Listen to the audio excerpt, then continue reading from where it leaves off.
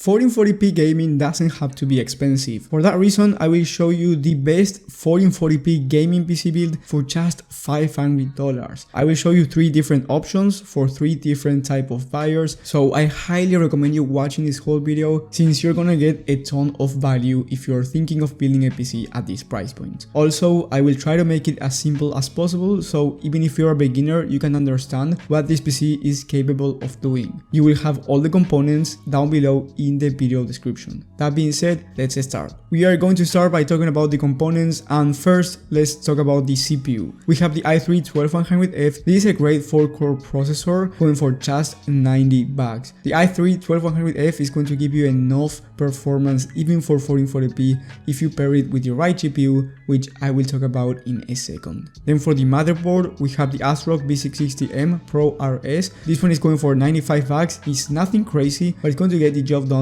for our CPU, and it has enough gaming features. For the memory kit, we have the Silicon Power 16 gigs of RAM.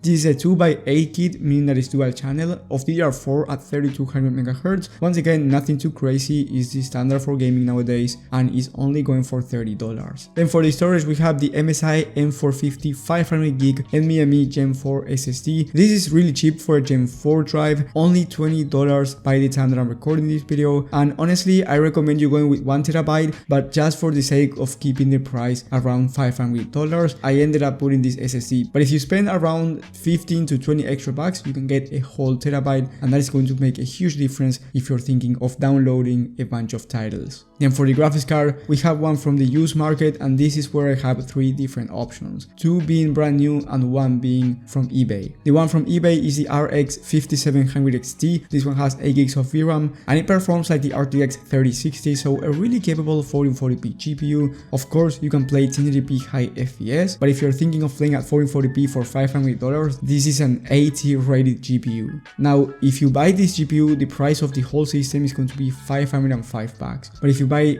any of the other tools that I'm about to mention, it's going to be a bit more expensive, and I will explain why. With the other graphics card, we have the RX 6600. This one also has 8 gigs of VRAM. It's a bit newer, but it's going to give you a slightly less performance. Now, the difference is not going to be huge, and for 1440p is still a capable GPU. I recommend it more for 1080p than for 1440p, but if you're going to play titles like Valorant, CSGO, even GTA 5 or Red Dead Redemption 2, the 6600 is going to be enough. But because it's brand new, it's going to be around $50 more expensive. So if you end up buying that GPU, the total price for this system is going to be around $550, but you're going to be getting a brand new graphics card. And the last option, which in my opinion is the best one but the most expensive one, for around $100 extra, you're getting the RX 6650 XT. This one is going to give you a better performance than any of the other 2, especially at 1440p, and it's also brand new. So if you want a brand new GPU that is going to give you even better performance, you're looking to spend around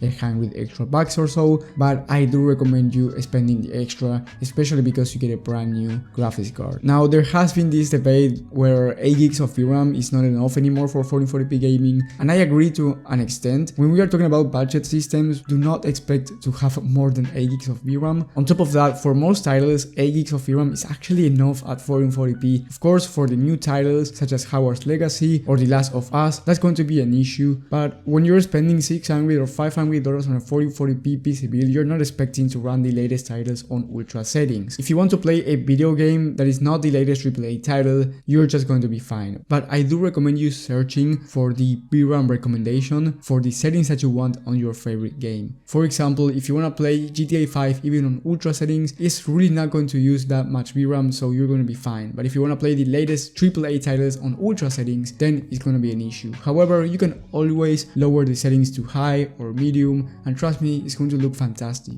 Or you can also use FSR, which is the AMD Fidelity technology. Continuing with the system, for the case we have the Bitfinex Nova Micro ATX case. This one has a front mesh panel, it has 3 RGB pre-installed fans, honestly great airflow and great price for just $60. I couldn't recommend it more. And last but not least, the power supply. We have the Thermaltake BX1 650 watt 80 plus grams power supply. Now, for this type of build, we only need around 500 to 550 watts. However, the 500 watt power supplies on the market are actually trash right now.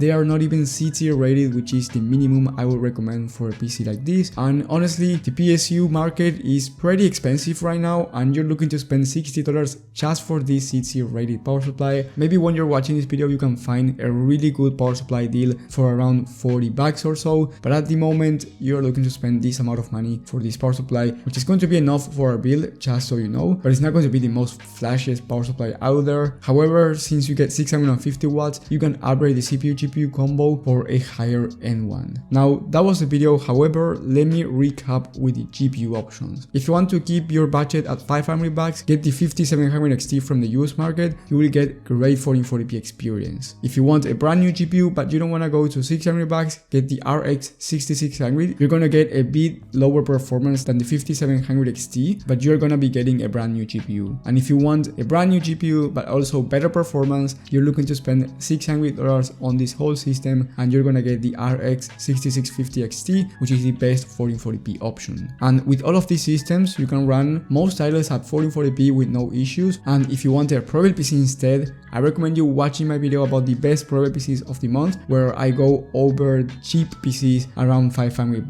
that are going to give you actually pretty decent performance when we are talking about Prebuilt PCs. Thank you guys for watching, thank you for the support, and I will see you on the next one.